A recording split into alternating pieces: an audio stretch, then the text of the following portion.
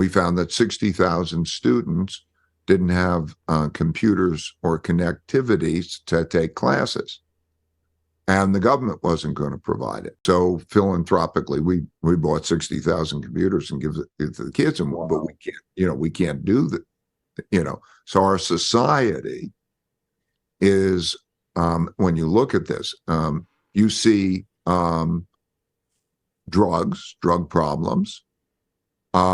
You see how the cities are changing, the cleanliness of the cities, the education levels of the cities, mental illness, crimes, and so on. You're not seeing, you're seeing people fighting with each other a lot.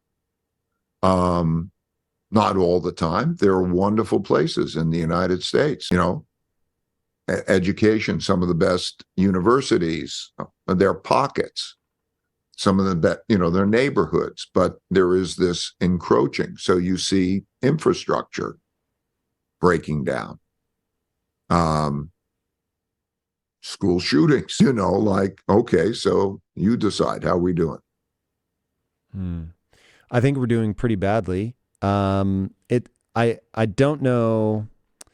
I mean, look, it's not going to be a popular thing, but I think going back to what you were saying about the parents and maybe asking for two people is too much. Look, I get it. I think everybody's doing their best, and God knows, for any single parents out there, you have my love and respect. That it just seems like a hard job when there's two of you, let alone one. So I'm not throwing shade, but in terms of cultural momentum, when I look at people not getting married before they have kids, incentives that end up leading people to where it's actually more economically advantageous to have a child when you're single, does not strike me as a great idea.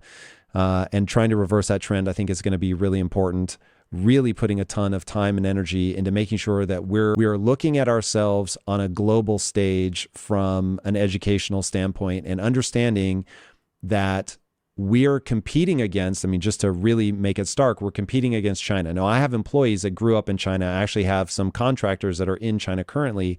And when I see the discrepancy of what demands the educational system places on them when they're young versus the demands that we place on our students when they're young, it creates a ripple effect as they get into the workforce in terms of just the expectations that they have of themselves, the drive, the desire to excel.